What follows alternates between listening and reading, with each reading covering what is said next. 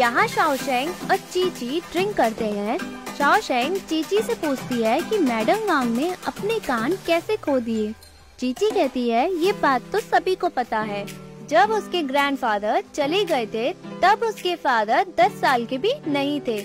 उसके बाद दादा की तरफ से उनके कजन आए और ग्रैंडमदर को दूसरी शादी के लिए कहा ताकि वो लोग ग्रैंडफादर की प्रॉपर्टीज पे कब्जा कर लें। चाहे कुछ भी हो जाए, ग्रैंडमदर ने दूसरी शादी न करने का फैसला लिया, लेकिन वो लोग मान ही नहीं रहे थे। तभी उन्होंने अपना कान काट लिया और सभी के सामने ये कसम खाई कि वो दोबारा शादी कभी भी नहीं करेंगी। यहाँ लिंगबुई चीची के कमरे के बाहर टहलता है। तभी वो चीची और शाओशेंग की आवाज सुनता है। शाओशेंग उसकी ग्रैंडमदर की तारीफ करती है। चीची बताती है कि उसकी ग्रैंडमदर पुअर बैकग्राउंड से आई है, बट ग्रैंडफादर ने उनके साथ कभी भी गलत ट्रीट नहीं किया। उन्होंने उनको बहुत प्यार दिया, रिस्पेक्ट दिया, शादी भी की और उन्होंने कहा कि उनकी ग्रैंडमदर पूरी दुनिया में सबसे अच्छी वुमेन है। इसी वजह से उसकी ग्रैंडमदर को किसी से भी डर नहीं लगता था। लिंगबुई सब सुनने की कोशिश करता है। यहाँ शाओशेंग कहती है कि कोई आपको अच्छे से ट्रीट करे ये तो बेस्ट एग्जाम्पल है। वो उसकी ग्रैंडमदर को हीरोइन बताती है।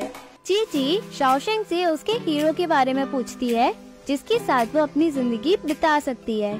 शाओशेंग बताती है कि उसकी मदर ने कुछ भी नहीं सिखाया, इसलिए उसे लगता है कि वो एक ऑर्डिनरी फैमिली में शादी करेगी।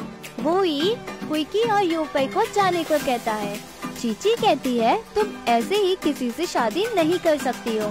शाओशेंग कहती है कि जब से वो पैदा हुई है वो कभी भी सेटिस्फाई नहीं हुई है। लिंगबुई ये सब सुनता है और वहाँ से चला जाता है। यहाँ लुयाओ अपने बड़े भाई के कमरे में जाता है और वो वापस जाता है। तभी उसका भाई लाओ बैन बाहर आता है। वो पूछता है कि तुम ली के साथ घर आए हो, तुम अपने कमरे में आराम क्यों नहीं कर रहे हो। लुयाओ मन में शाओशेंग की ब्रेवरी को सोचता है और अपने भाई से ही जाओजुन से एंगेजमेंट तोड़ने की बात कहता है। वो कहता है कि हम दोनों की पर्सनालिटीज बहुत अलग है और सभी जानते हैं कि उसके और प्रिशाओ के बारे में। वो खुश नहीं है जाओजुन के साथ और बताता है कि उसे लगता है कि आप ये शादी इतनी आसानी से नहीं तोड़ोगे।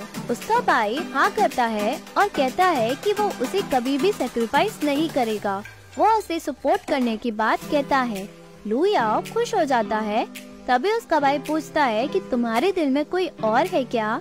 लुयाओ मना कर देता है और कहता है कि अगर कोई होगा वो उसे सबसे पहले बताएगा। लुयाओ वहाँ से चला जाता है। उसका भाई भी खुश होता है।